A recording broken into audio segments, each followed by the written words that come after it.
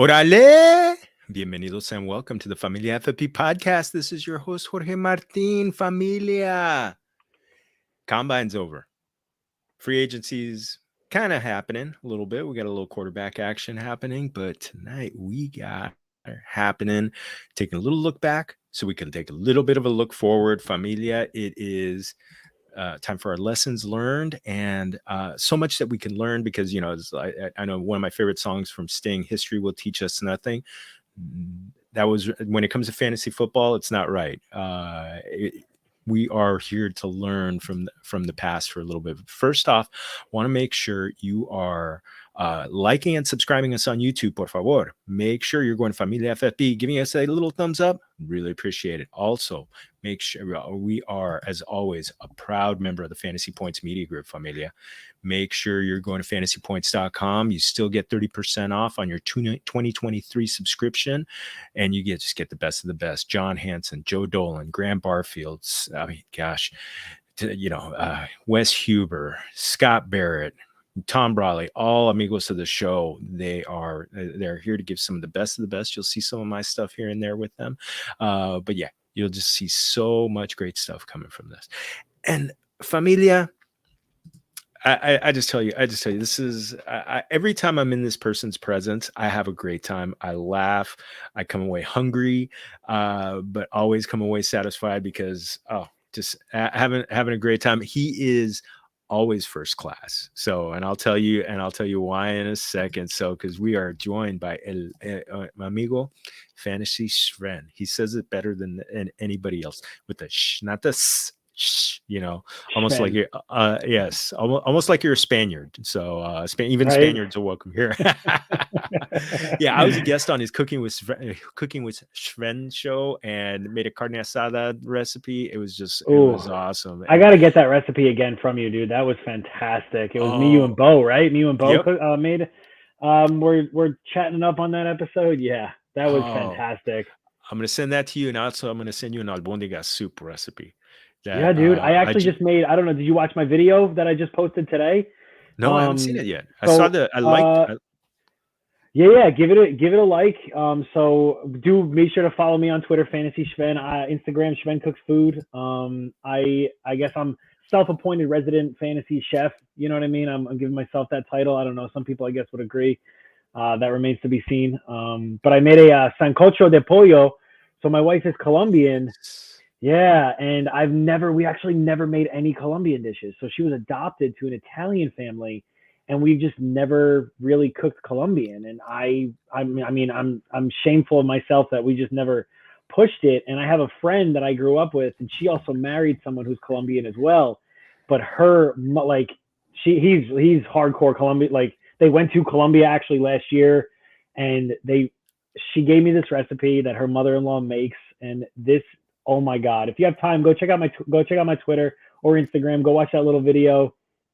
Holy crap, the soup is amazing. Oh my God! I don't know if you've ever made anything of that. I mean, maybe it's similar to the soup that recipe you're gonna give me, but it was so good, and it's so simple too. Like, there's minimal ingredients, but the flavors were so vibrant. I guess that's a good word. Man, well, that's the thing. Yeah. You know, sometimes you don't need so many different things just to add the right amount of ingredients, spices, and everything. It really makes it pop. You know what? I think in Mexico there's a term that my mom makes. It's called caldo de pollo, which is kind of like. It sounds like it's very similar. I'm gonna check it out. Make sure you're following Sven on Twitter, on Instagram, Familia. And I mean, I tell you, we had a blast at the Fantasy Football Expo. We had more fun than should be allowed on the flight back home, when we should have been just exhausted, when we were both exhausted, but still had a great time. And we'll talk about one prediction that did come through. We'd probably talk more baseball on that flight than we did. Actually. I'm currently in a draft right now too. I mean, so we can definitely touch up on some baseball talk tonight too. We'll time. Yeah, we're gonna jump it. We're gonna. You can't. It's March. Come on, it's fantasy baseball draft time. So we got to be able to make a little time for that. So yes, because I mean we know football never ends, but yes, right now pitchers and catchers reported. exhibition games are happening. Pitch clocks are, making the game more watchable, 2.5-hour games instead of 3 hours. I think the only people who are complaining about that are the concession stands, because they're not making as much money. Because, Ooh, but that's hey, actually I like that. I didn't even think of that, actually. This pitch clock, I'm still up and down. But that, from the vendor standpoint, that actually, wow, I didn't even think of that. truth be told, though, when I watch, watching the game now, it's kind of like it's the game that I grew up watching in the 70s and 80s. Just the way though, it's just the batters just got in the batter's box, and the pitchers got, they were grip it and rip it type of guys. So, so it's taking me back. So if they can only bring back the stolen base, please, we're going to get there. Right? But yes, Sven, just now officially welcome in. Bienvenidos. Estás en tu casa. Thank you for joining us, mi amigo. So awesome to have you here. Yes, this has been a long time coming, as they say. We've been definitely trying to get together on shows and everything, and more so, you know what I mean, than besides the cooking or whatever that, so we can actually talk like sports and everything. And having seen you, I saw you across at the Hilton, and I just, Benaki, like, let's go, brother. Oh, it was such a good time, and oh god, and Familia, let me tell you something. If you hang out with Sven, you're going first class, because he got us. He got the 2 plus Dave, our amigo Dave, that's right, yeah. Got us into the first class lounge. I think it was in Charlotte. The Centurion Lounge in Charlotte, yeah. Because our flight got delayed like 4 times, right? Like 4 hours later, right, or something like that. It was absolutely terrible. And then we ended up in Charlotte, and like you still had like another like 2-3 hours, and then I think Dave had like half the day still, right? Because he couldn't get a direct flight back to San Diego. So yeah, I got you guys into the Centurion Lounge at the Amex, and give me a good. Let's just say I got a good nap in on the rest of the way, because those couple beers were just were so good. We're so man. Well, as I said, we're going to get into one of the things that we discussed on that flight, but we're, as I mentioned, we're past the combine, about to get into free agency. So it's good time to start really building up some of the analysis, some of the takes, some of the narratives for the coming season. Cause people are in best ball drafts already. I'm still holding out until after the draft. I'm actually trying to hold out until after baseball drafts. So, cause same, I don't want to have 2 sides of my brain colliding at once. So, but you know what? Before we get into the show, kind of looking back, let's kind of look back 6-7 months. What were some of the predictions or takes that, maybe some that came true for you, maybe some that you would, maybe 1 or 2 that you'd like to take back? So, I really, and obviously this is all preseason, right? Everything looks good on paper. You talk about, of course, all this. And I really like this. Of course, these are I think it was the first 2 years. I'm going to pull it up right now. I was a big fan. I know that Tony Pollard still, and I am a Cowboys fan, but I'm a very realistic Cowboys fan, right? I'm not one of those shove it in your face. Like, please do not mind that it is a Cowboys chef hat. My other white chef hat it is gross, and I'm not going to put that on live stream. So this is what I'm reverting to right now. But Zeke, every single year he was very efficient, right? He was so efficient. I think every besides this year and the 1 year that he got hurt, he finished outside of the top 10, right? So every single year he finished in the top 10, whether it was standard. 1 year he didn't, but who plays standard leagues these days? Come on, right? Zeke, I was still riding. I'm like, yes, Pollard is there, but that offense is still going to be good. Right. So Zeke was one that I thought was going to finish in the top 10. Clearly that didn't happen. Mind you, he did, I guess, sit 2, right? 2 games. I think he only played 15. Yeah. He finished 22nd in PPR and 17 in standard. Not that great. And then another one that I'm very, very upset about, and I'm sure a lot of people out there is Alvin Kamara. Really, really had high hopes for Alvin Kamara because Jameis Winston, right? Like, we were all like, okay, this is going to be great. Like, no, Jameis isn't really like a big dumper, but like, you have Alvin Kamara, like he is your guy on the team, right? So like, why not get him the ball in any capacity, regardless of who your quarterback is? Clearly that wasn't the case for the Saints. He also finished outside the top 10. He's another guy. I think that I'm checking his stats really quick right now. He also finished in the top 10 of every single season except for this season since he joined the league. So those two guys right there. And again, everybody's going to be like, Zeke, oh, I could have told you that. I could have told you that. But like the offense was good. He was going to get goal line touches. Like it just didn't work out. Right. And so now we know that he's old and he's not the prolific running back, which I kind of knew already. But Kamara, that's the really upsetting one for me. That's kind of my prediction that just fell flat. Very, very upset about that. Yeah, well, the thing I will give you on Zeke, didn't he still score 12 touchdowns this season? He might have actually. I think he did. Yeah. Yeah. So I think he still helped you from a touchdown standpoint. The yards weren't up. I honestly think if he would have played 17 12 touchdowns. games, Yeah. yeah. Yep. I honestly think if he would have played 17 games, he would have been much better, much better for fantasy. Maybe even, close, been an RB1 because I mean there were so many guys that just that didn't do it for you. Kamara, I was with you on him. So with you on him. That one was, I was, have we seen? I hope he falls. Sorry. No, go ahead. I was gonna say I hope he falls this year. I hope people, but I don't think he's going to because insert Derek Carr. I mean, he's not the best quarterback in the league, but he's clearly better than Andy Dalton, right? And I mean, we still don't know what the hell's going on with Jameis Winston, right? Like whether or not he was fully quote unquote healthy, right? Like this year, and like why didn't he play? So that still remains to be seen. But I think Derek Carr, the addition of him, I'm really hoping that people actually fade him and you can kind of steal him in like the 4th, 5th round. I mean, I have the ADPs up. I haven't really looked at it too yet because, like you said, it's baseball season. This is way early right now. Yeah, we haven't even seen Bijan Robinson get into the top 10 RBs, right? Or even Exactly. just top 10 overall. Yeah, I saw a mock draft today having him go to the Cincinnati Bengals, and I was just like, oh, by the way, shout out, Amigo Bo McBrayer. That to me was caliente. That I love that. So before we proceed, I want to say a quick shout out to a few people in the chat. Alberto. Yeah, Albert, what's up, man? Mi amigo, ¿cómo estás? ¿Cómo estás? Thank you for joining. Dame Overboard, I hope you like that Andre Ethier article that I sent you. So Andre Ethier, oh my God. Yeah. Nice name drop. Wow. I wrote a feature on him back about 2012, 2013 that I sent over to Dame because he's her favorite Dodger. And Mr. Scampers. Mr. Scampers, always a pleasure. Mr. Scampers tunes into the cooking show. Big fan. Big fan of Mr. Scampers. Yeah. They are definitely, 3 of our Familia regulars, and just muchas gracias for joining us. But you're right. And, so you touched on the Zeke thing. Well, actually, give me one that you really a home run that you hit on the as far as a take last year. Ooh, who was it?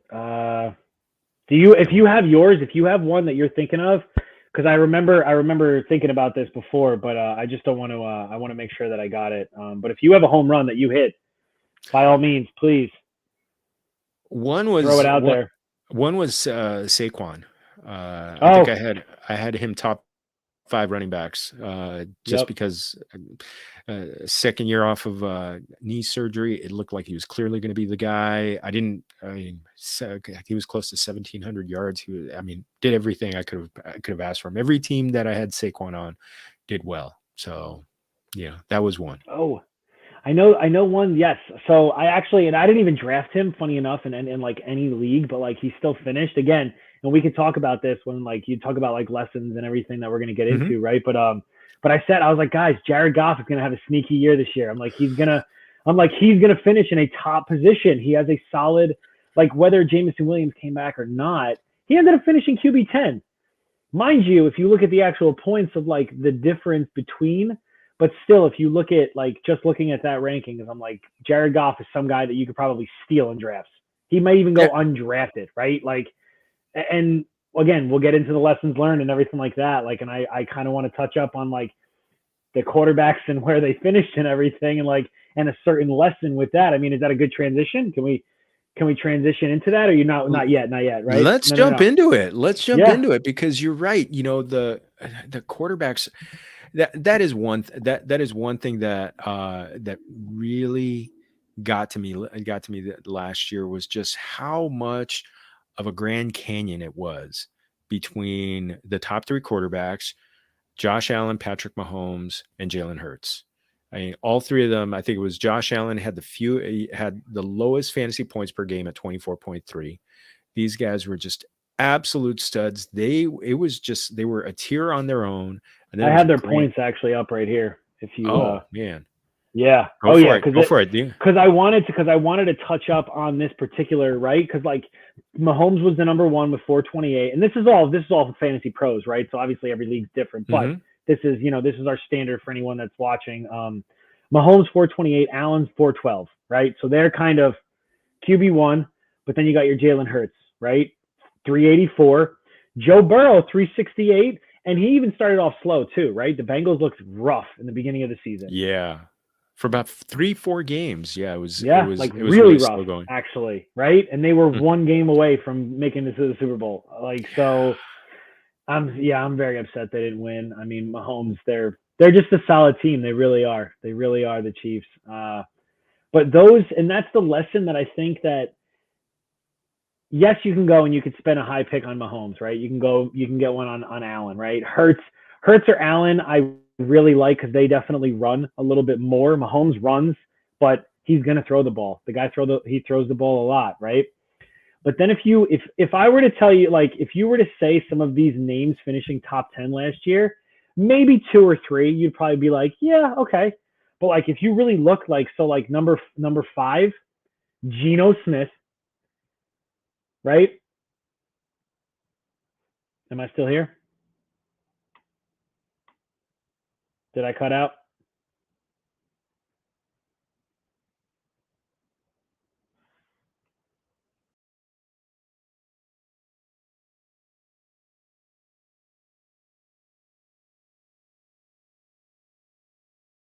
Fantasy quarterbacks. Oh, Familia, we're gonna get Sven back in a second. Let me here we go. Oh, we good? Yeah, we're good. We're good. Thank you. Nice. Yeah. I was like, oh crap, I'm not speaking or he's not. It was like, all right. But you were talking about Geno Smith. He ended up at number 5. Cinco. Right. Number 6, Justin Fields. And only because of that huge stretch, right? Because he absolutely dominated. Kirk Cousins, number 7. Yeah, okay. I feel like Kirk gets no love, but he still finishes in the top, right? Like, you look at his numbers, and I think this might be the highest he's actually ever finished. I think is number 7 in his past. But number 8, Trevor Lawrence, which people probably were like, maybe, but like, oh, they got Christian Kirk and Zay Jones, who absolutely dominated this past season. Daniel Jones, money bags right here. Danny Millions. Holy crap! No more dimes. And then Jared Goff at number 10. Right. So like, the lesson of this is wait on a quarterback. You could totally wait on a quarterback, right? Like, there are outlier seasons. Like, if you look at Mahomes scored 428 points. Josh Allen scored 412. But then you look at someone like Daniel Jones at number 9. He scored 294. That is a big difference between Patrick Mahomes and Daniel Jones, with, you know what I mean? Like, that difference right there, right, is unbelievable.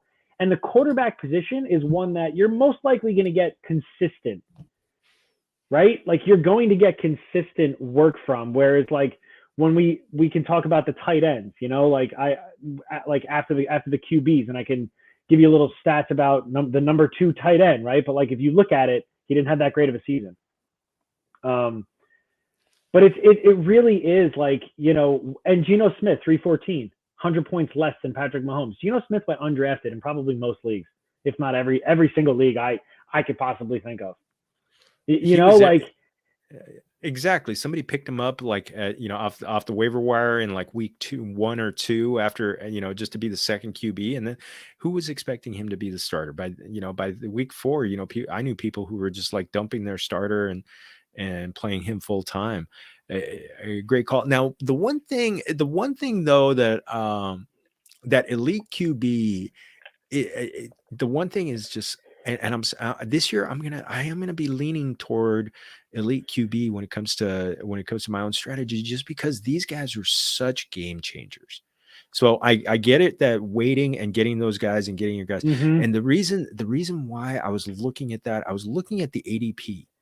And by the way, Familia, I posted an article on this on familiafb.com. I'm gonna tweet it out tomorrow, and I'm gonna put this video embedded in there so that you can watch this again, in case you missed it. But the thing was, I was looking at the ADP a little bit and going through, and Josh Allen was ADP. He had the ADP at 21. Let me tell you, let me give you a list of the players who went after him: Deebo Samuel, Leonard Fournette, Mike Evans, Zeke Elliott. So you had any of those guys, you didn't mind grabbing Josh Allen instead. Josh Allen, right? Exactly. Yeah. And that's the thing too, right? That like you're like, oh, I'm not going to grab him before. I'd much rather have this guy. But then that goes into the lesson of like. So I love this point, and I love that you countered it with what I said of wait. You know what I mean? Because it's like, oh, I'm going to wait on a quarterback. I'm going to take Zeke. I'm going to take Mike Evans because I like their consistency. I like this, but like it is a big difference in the quarterback position. It truly is, and it happens every single year too.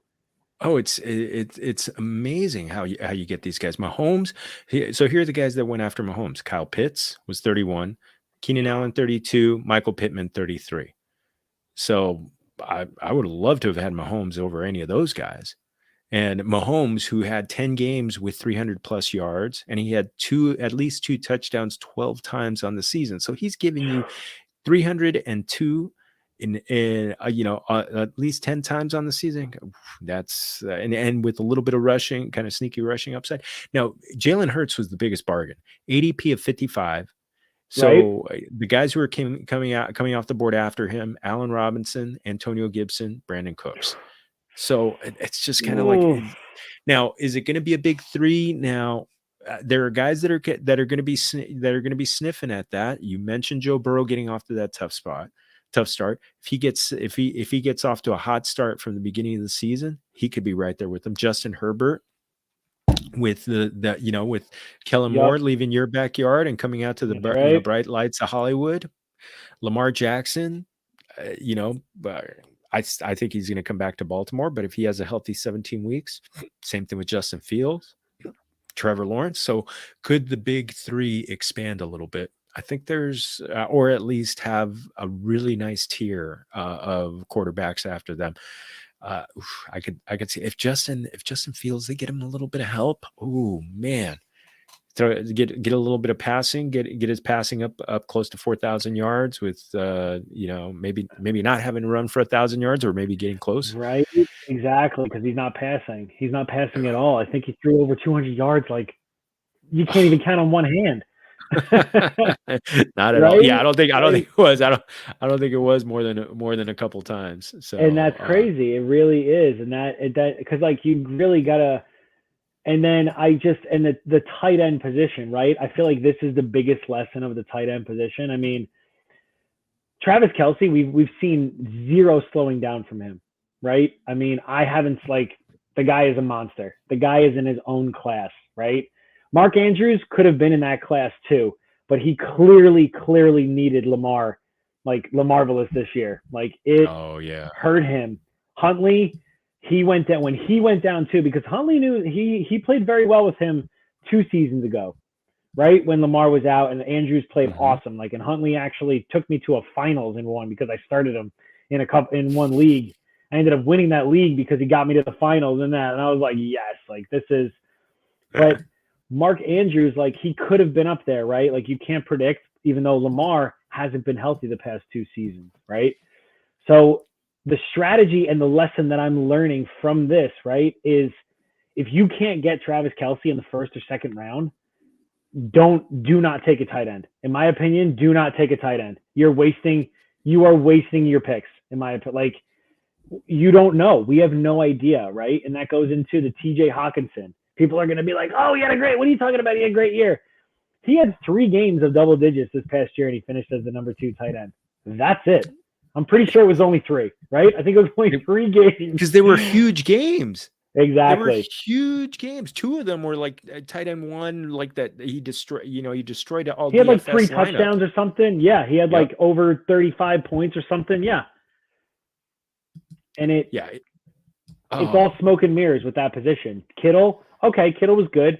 He had a lot of touchdowns. He didn't get that many targets, right? Because once they got CMC, obviously the offense completely changed, right? But Travis Kelce scored 313 points. Hawkinson scored 215. That is a 100-point difference. So if I'm not getting Kelce, if I'm not drafting, and that's one thing I did this past, I made the playoffs in majority of my leagues. Did I end up winning any leagues? No. But I had a lot more confidence going into the season knowing I had Travis Kelce on most of my teams. I drafted him. He was probably my second pick. I think I wanted to pick later in the drafts. Every single draft I drafted later. I'm like, I'm doing this because I'm getting Kelce. And he's a game changer by himself. He averaged 5 points. He averaged 5.2 fantasy points per game, more than Kittle, who was second in fantasy points. Kittle missed a few games, but that's almost a touchdown more that he's averaging than the quarterback, than the tight end 2. He would have been the wide receiver 5 on the season with his season if he'd gone in there. He's just such a game changer. I'm with you. That grab Travis Kelce if it works out for you in the first round, punt the position, and then just go nutso, because I'm just punting the position until later. One thing that I was looking at, I was looking at ADP to kind of prove it, because, by the way, Familia, he's the 104 on Underdog right now. And I'm taking him at 1, and I'm taking him. If I have the 5th pick, I'm taking Travis Kelce. It's like it's the top 3 is some combination of Justin Jefferson, Christian McCaffrey, and Jamar Chase, and then I think it makes all the sense. And I'm okay with it. Dave Kluge, amigo of the show, he's been talking about, like, he could see Kelce being a 101. Now, people were expecting the age to catch up to him last year, but you know what? They lost Tyreek Hill. Tight end's an old man position. Yeah, who's considered the greatest tight end, at least of the 20th century? Tony Gonzalez. Tony Gonzalez had an 80 catch season at age 37 in his last season in the NFL. This is what we're talking about here, that Kelce is. And plus he looks good. He looked really good on, hosting Saturday Night Live. So yeah, he's still got it. He's going to be good. You know what? Guys that are right now current, tight end ADP are Evan Ingram, David Njoku, and Pat Freiermuth. They're the tight ends 9 through 11. If I don't get Kelce, I'm fine with those guys, and I'm just hoping to load up, because quite honestly, looking at the ADP right, the way it's going right now, Mark Andrews is going number 32 overall, but he's going just in front of Ramondre Stevenson, Justin Fields, and Lamar Jackson. With Damian Harris leaving, and them wanting to use Ramondre, like, I would rather someone like Ramondre over. But again, that goes into our talk, you know what I mean? But like, it shows how much confidence you have, right? And like, you're talking about ADP. So another thing I looked at is like, okay, the number 5 tight end of the year was Evan Ingram with 176 points, right? Yes. Solid year, solid bounce back year. I'm happy he actually figured out how to catch the ball, right? He was like, wow, I have hands. I'm going to catch the ball. Tyler Higbee with 152 at 6. And then let's drop down to number 10. Dalton Schultz with 142, right? So the difference is not much, right? At all. And Evan Ingram probably went undrafted in some leagues. Probably did not even, people were just like, nope, not even going to look at him. But then I looked at even further down the list, Hayden Hurst, who nobody even looked at, right? Number 22 tight end, he scored 109 points. Think about that. Dalton Schultz was drafted high. So was Cole Kmet, probably, because depending on the love, someone like Pat Freiermuth, a lot of these guys were late rounds. The point differential is so ridiculous. Yep. That it's just, it really doesn't, you don't need to draft a tight end. Like, you don't have to. If you're okay with streaming and you just like someone, David Njoku, another guy who had some solid weeks, You know what I mean? Like he had solid weeks here and there, right? Like it's just Taysom Hill. He was the number 9 tight end. He had that ridiculous game where he had 4 touchdowns, where 2 of them rushing, 2 2 of them rushing, and 2 of them 2 of them receptions. It was just and I think he even threw 1. So yeah, it was. I did start him in a league with that one and just blew the doors off somebody because I had to make a desperation move to start him. So luckily that was a good one. But no, I love it. I love what you were saying. So next point is drafting hurt guys. Don't do it. I can't do it. And you know what? This took me back to an episode I did last year with Dr. Edwin Porras, where we talked about, I asked him about all of there were so many wide receivers who got hurt with torn ACLs from like November through the end of the season, through the Super Bowl where OBJ tore his ACL. And I heard so many people talking about like, short recovery times. And I thought it was kind of irresponsible. Guys like Chris Godwin, Robert Woods, Michael Gallup, OBJ, Jameson Williams, J.K. Dobbins, Gus Edwards. I mean, the only one out of that group that helped anybody was Chris Godwin. And it took him 4 weeks to get going. And he still didn't even exactly, right? He still didn't even dominate as he normally has been. Yep. And that's the thing. What you're doing when you're drafting these guys, you're bypassing someone who's healthy and gives you a chance in those first 4 weeks of the season, and gives you what I want is as much certainty as possible when I'm going to my drafts. I want a guy. I don't want a guy where I know I'm automatically going to miss the first 4 weeks. I want the chance that I'm going to get that guy, potentially that guy for 17 weeks. You never know. Things happen during the season. Of course, exactly. But I don't want to be, already missing something, drafting a guy in a position, basically into my starting lineup, but I know I'm going to be playing a secondary player instead for the first however many weeks of the season. I don't love doing that. And you don't know, like you just said, you literally just proved it. Like some of these guys like were probably drafted decent, like J.K. Dobbins. I mean, he had a couple weeks, right? Like in a standard league, like he actually was like a top performer, right? Because he was getting the ball. But I think he got hurt again, right? Didn't he get hurt again and like didn't finish the season? So, but someone he missed a few weeks. He missed a few weeks, and then he played at the end of the season. Had a couple of had like 3 really good games, but it was at that point. But when you saw him run, you could tell that he was favoring his leg. So I'm just like, yeah. And you had to wait till that point. You may, some people may have actually grabbed him on the waiver wire to help them. So probably the people who drafted him didn't get that benefit of those weeks. Right, exactly. In that aspect, sure. I'll grab these guys off the waiver wire like before they come back. Exactly. But like a DeAndre Hopkins last year, like someone like that, okay. Like that's different, right? He's not hurt. He's healthy. He's just waiting to come in, but I totally agree with you on the don't draft the hurt guy. I will, unless I am insanely desperate and I'm like, you know what? I love my roster, and then chances are I don't end up doing well anyway.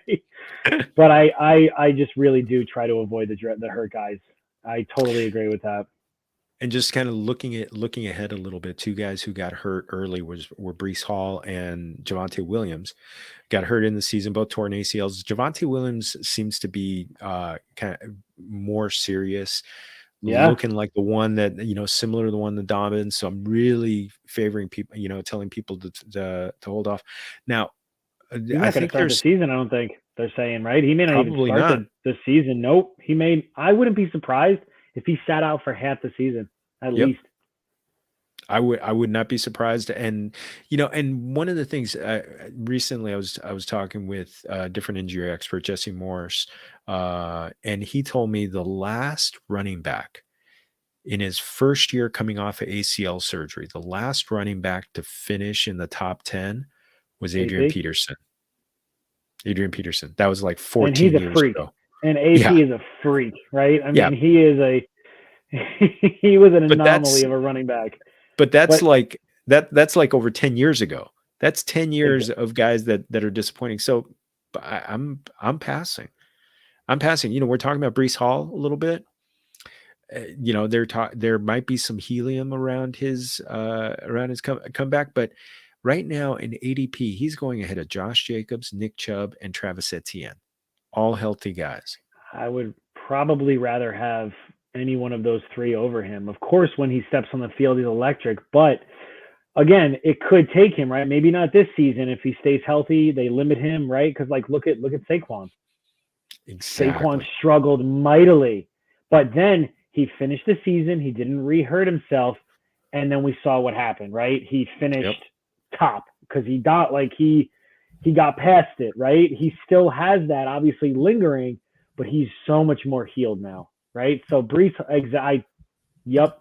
And that's funny you say that too, because I'm looking to unload Derrick Henry in a dynasty because I just feel like now's the time. You know what I mean? But again, I don't know how much longer I'm going to get from him, right? I mean, so I got to see what I could get for him right now. I got him and DeAndre Swift as my running backs, so I'm they're both like a little question, right? I do have Ramondre as my other top one, which I'm happy that I have him, but Henry and Swift are two that I got to move at some point. Swift maybe, but Henry definitely. What if you got a mid first round pick for I would probably take that. I would definitely do that. Okay. If somebody offered me a first, probably, I would maybe want like another like lower round, or I would maybe try to like package one of my guys.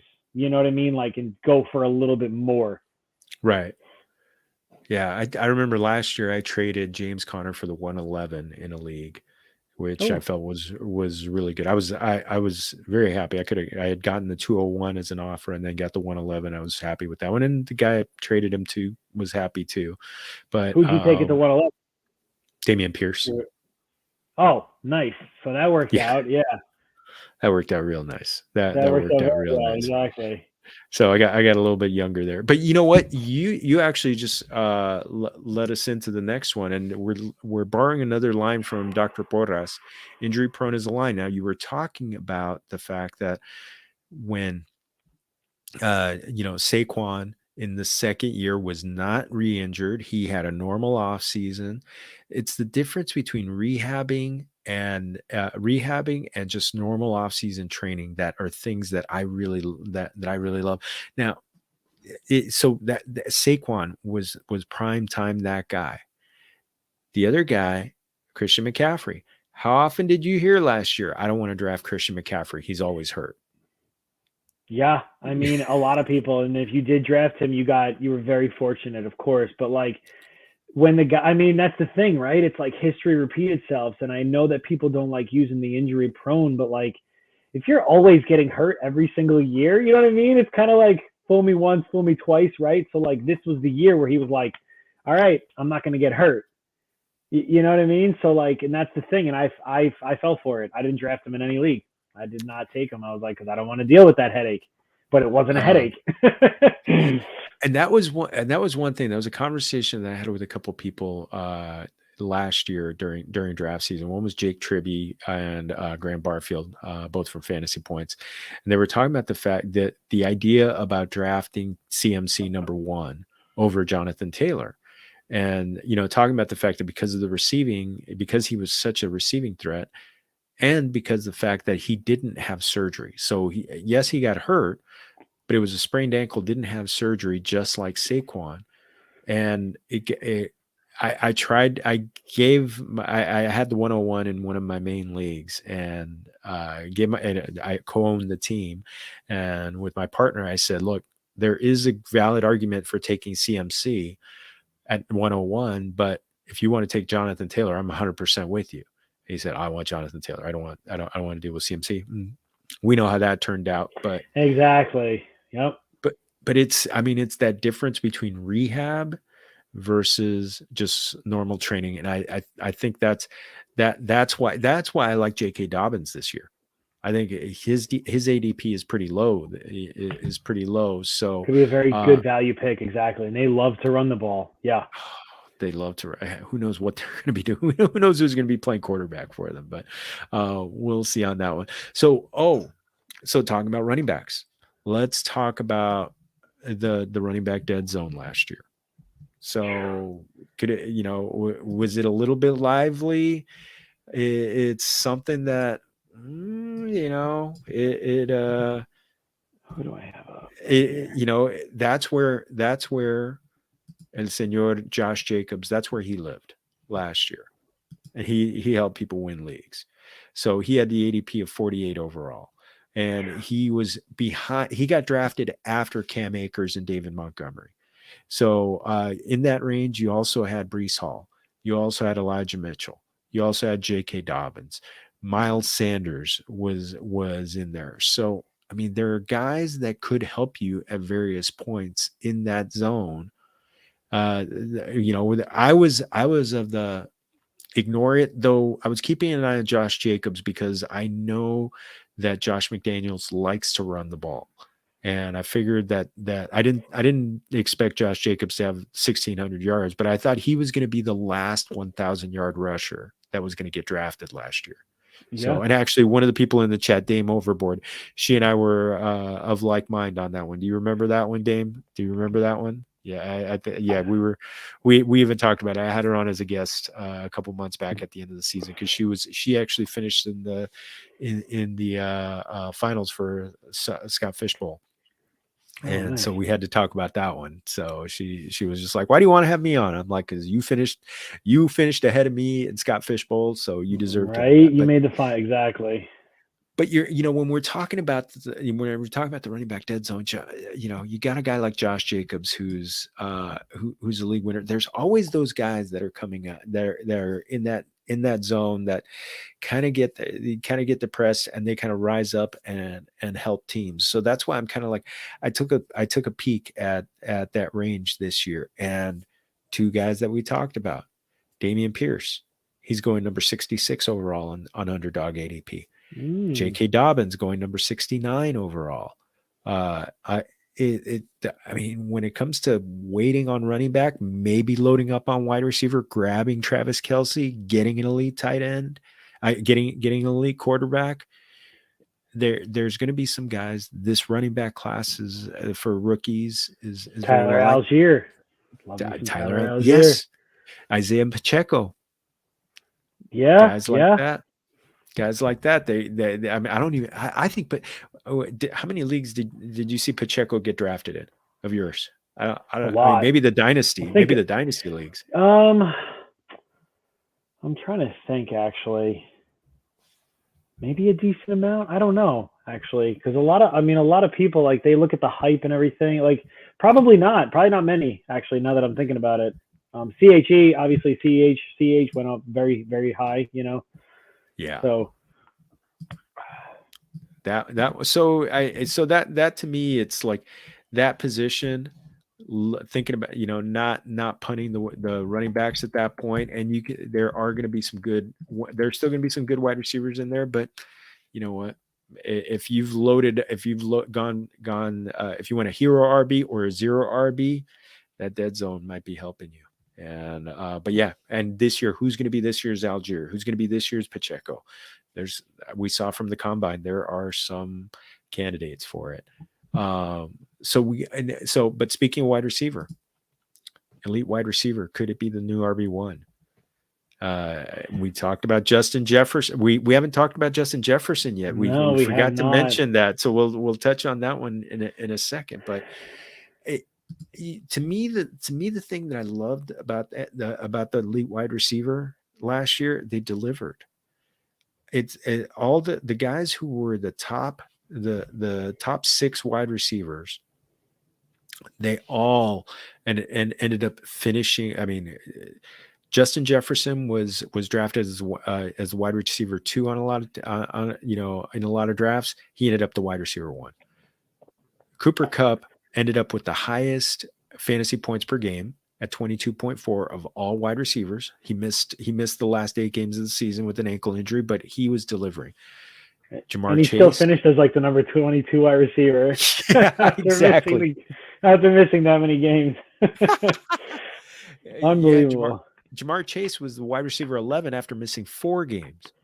So still got 1,000 yards, had an ADP of, Devontae Adams. People were, a little bit down on him. But they were a little bit down, but still he had an ADP of 111. He ended up the wide receiver 3. These guys, Stephon Diggs, CeeDee Lamb. Stephon Diggs was a wide receiver 4. He had an ADP of 112. AJ Brown, he finished high too. Yeah. AJ Brown, all these guys. Tyreek Hill, Jalen Waddle. Like even Waddle, his ADP wasn't as high, but we knew he was going to finish high, right? Like I think Devontae Smith and Amon-Ra were the only two that finished in the top 10 where Devontae Smith definitely probably people were like, hell no. Amon-Ra I could see, people were probably like, okay, I could see him finishing top 10. But those are the only two that stood out to me. Besides, like you just said, that like they delivered. They definitely delivered, these guys. So that's the thing. So if you're, I think the people who love the robust RB going running back, they're passing on these guys. And I think they're doing themselves a disservice. I think you at least got to grab one of these guys. These guys are game changers. Tyreek was on his way to 2,000 yards before he had an ankle injury that slowed him down. And plus, Tua got hurt, which, when you're going to your second and third string quarterbacks at that point, he's not going to be able to come through. Yeah, I mean, if you're drafting one of those wide receivers, you got these guys delivered, and you didn't always get that delivery. Jonathan Taylor didn't deliver for you in the first couple of rounds. You talked about Zeke. He was going there. His ADP was early third round, did not deliver. DeAndre Swift, Najee Harris. Yeah. DeAndre Swift was going there at about the first second round turn right there on the wheel. That's the thing when it comes to this position. I think the wide receivers are delivering, and I think it's time to start kind of scaling back a little bit, because on the robust RB strategy, and start going a little hero, maybe even some zero RB. Work in a Travis Kelce in there. I mean, can you imagine if you had a start where you grabbed? You could have had a draft where you grabbed JJ. If he fell, obviously, right? Let's not even JJ, actually. Devontae Adams. Let's say you took Devontae Adams and Travis Kelce as you started the 1 and 2. Yep. Oh my God. And then you could have still gotten AJ Brown in the third round. Yeah. Winner, chicken dinner. And then I did, because like I love like.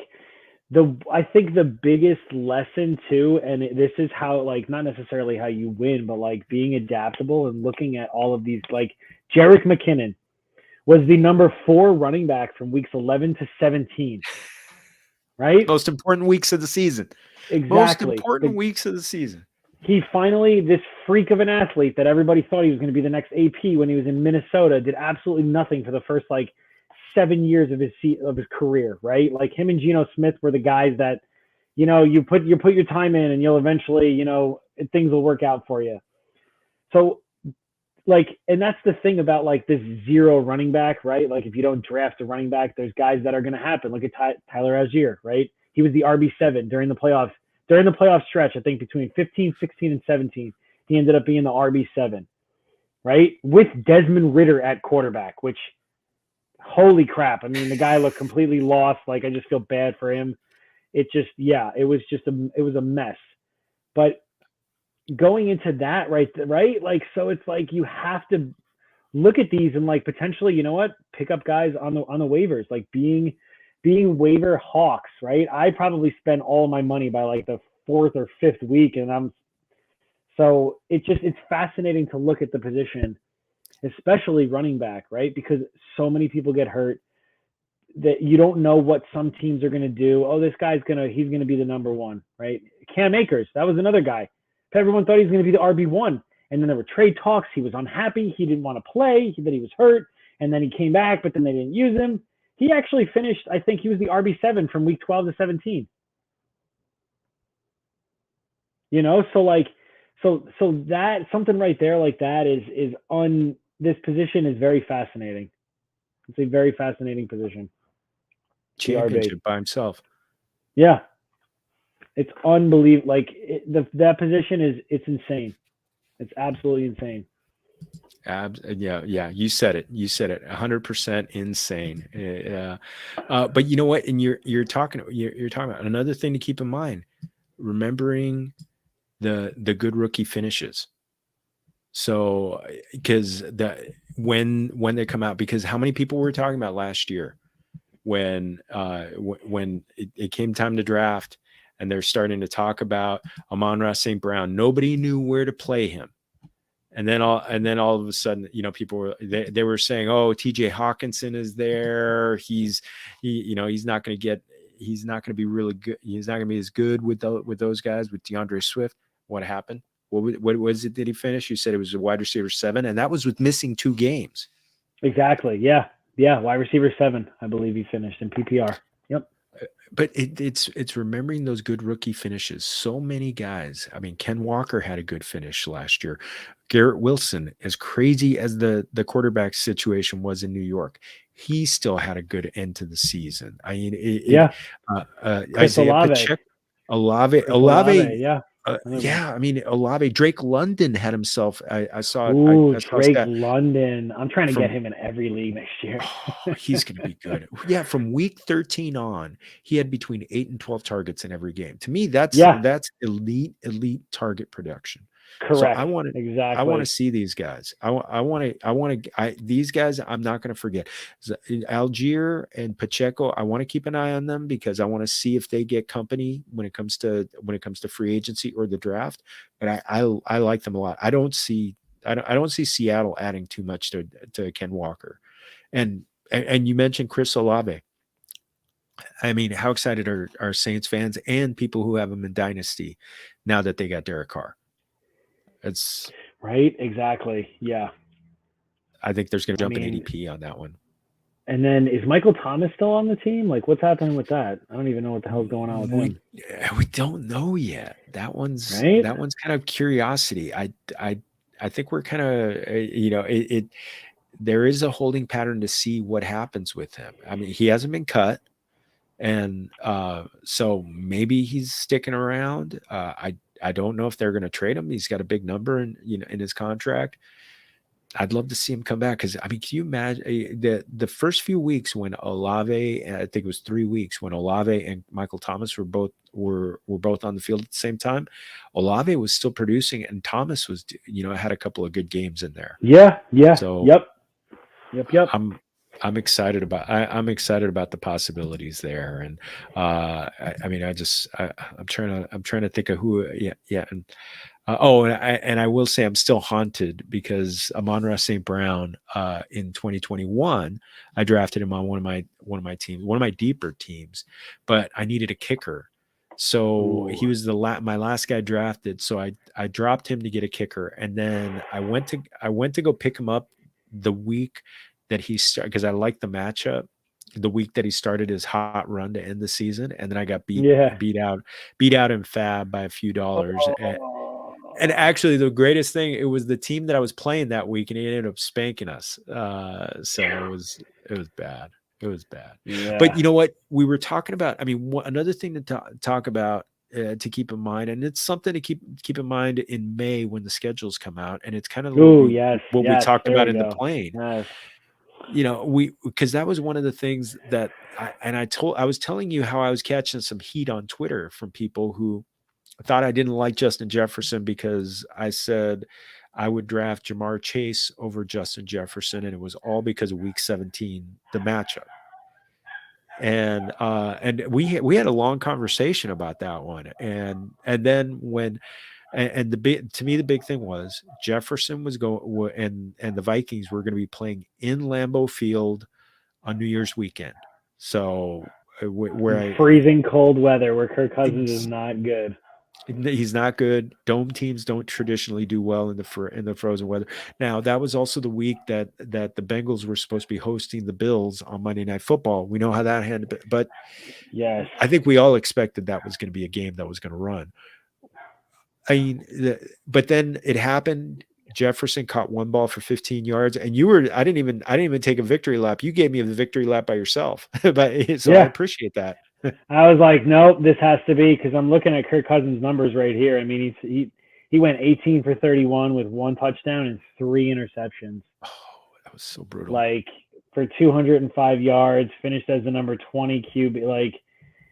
And that's the thing too, because the previous weeks he went QB 6, QB 3, QB 5, right? I mean, he dominated those weeks. So it's like, if you had Kirk Cousins and you started him in Justin Jefferson, you know what I mean? In your championship, you're like, we got this. and then boom, right on your face, fall flat on your face, right there. And actually, you know what? That it didn't end up hurting me on one team where I had Justin Jefferson in a consolation championship because on a consolation championship team because that team had Tom Brady and Mike Evans, so that was their explosive. Yep, that was their ridiculous week right there. Yep.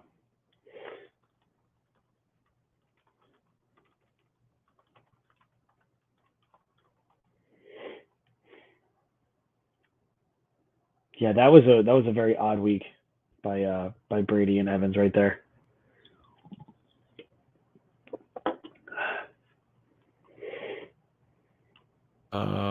Okay, we're back and better than ever.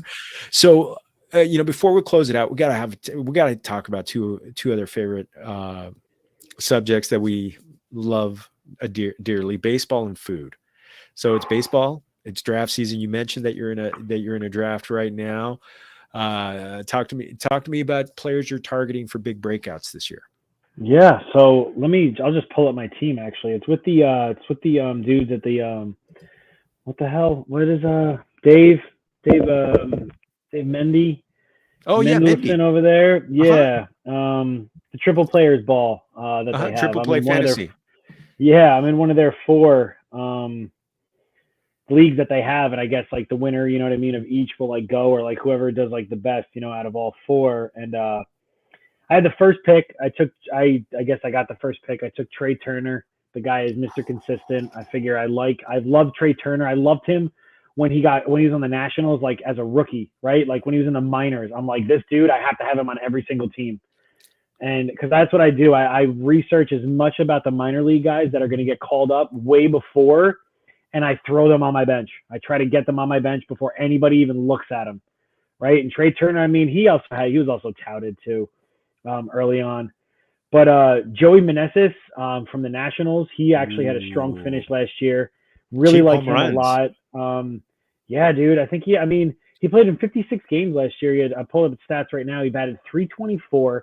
Obviously, there's going to be some digression there, right? The Nationals lineup is just wow. I mean, if you look at it, it does not look. It looks gross, right? But he did. He 13 home runs, 34 RBIs. I mean, pretty solid production right there, and he's got a chance to. Obviously, he's going to be first base, outfield eligible. And he's going to play every day. He's going to play every day. You get stats from bad teams. You're going to get stats from bad teams all the time. Yep.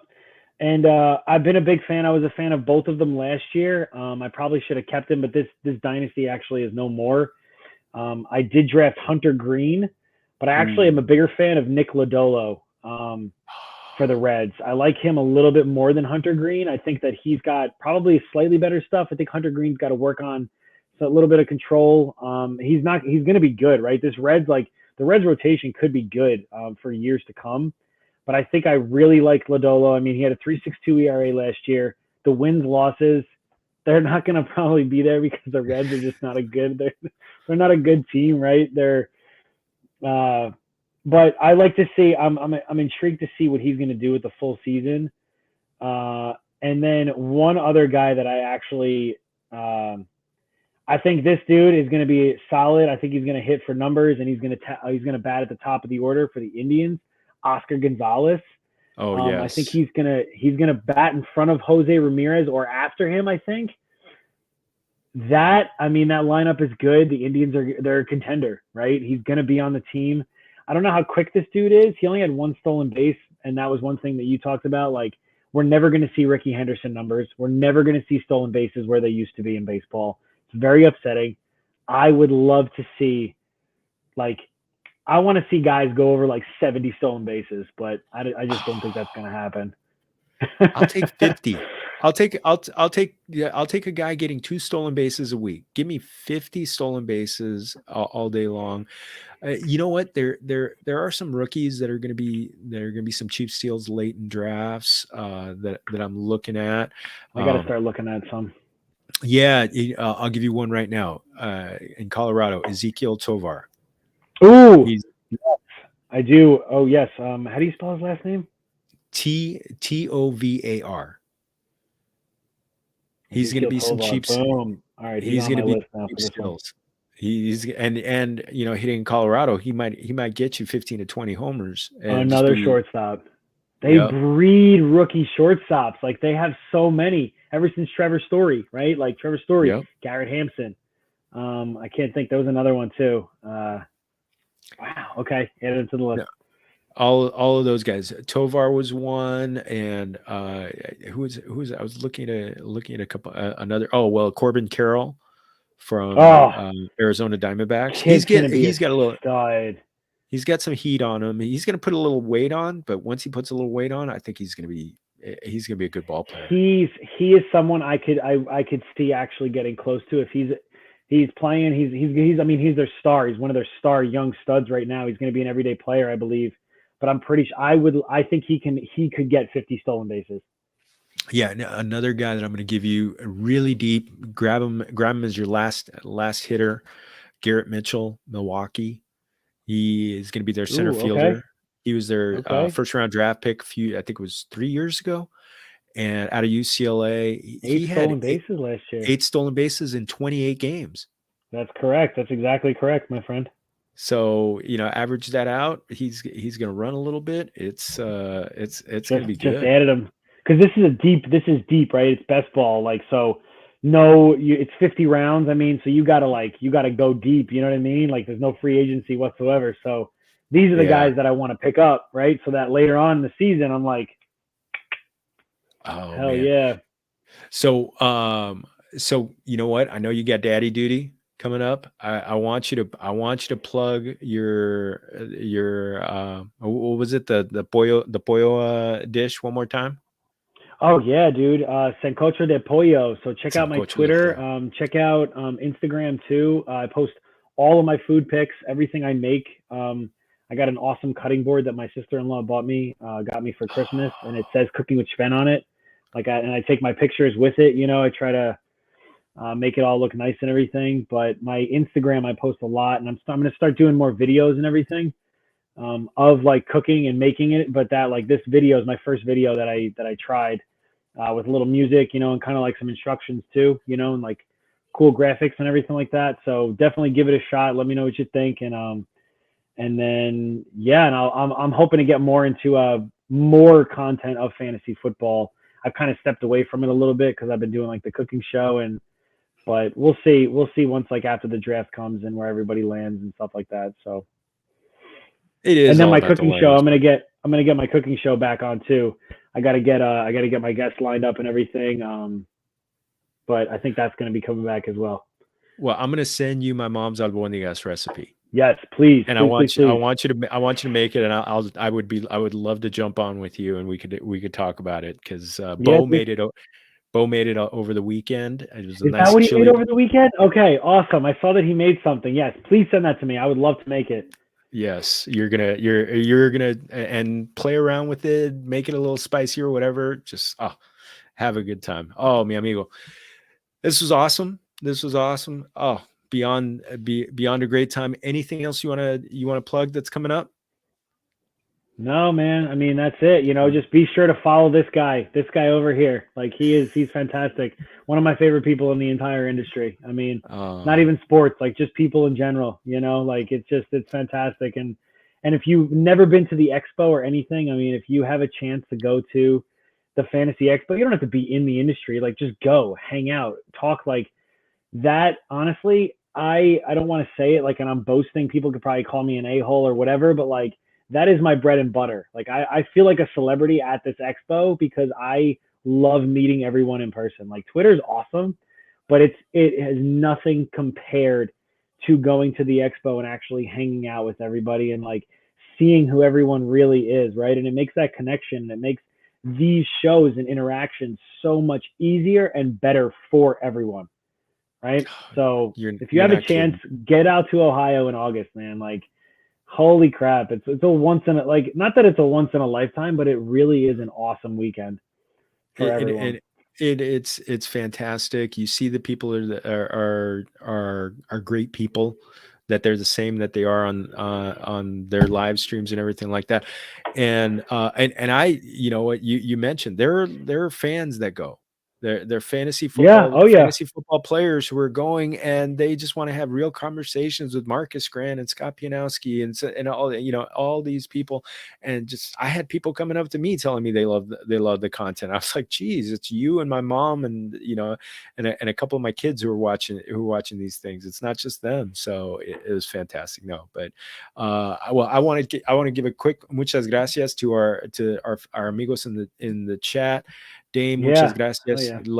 Go Dodgers. Let's get no more injuries. Everybody watch the World Baseball Classic. It's going to be awesome. It's going to be it's going to be our World Cup for baseball. So it just started, right? Did it just start, or has it been going on? I watched a little bit last night when I was up, because I do like the night shift, with my little man. Like if I usually my shift changes for work. So like tonight, I'm going to be up till I'll probably be up till like 2, 3 in the morning, making sure he's obviously fed and whatnot. So I was watching a little bit last night, but yes, I'm excited for the World Baseball Classic.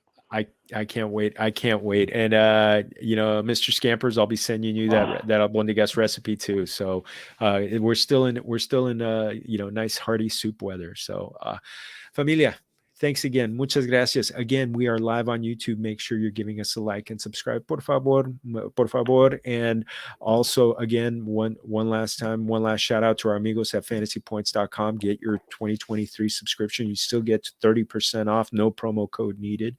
And for me, find me at Jorge Martin 17 on Twitter, Instagram, and Facebook. It's just Familia FFB. And I'm going to have that article coming out on familiaffb.com already, and check it out. Going to have more content coming out.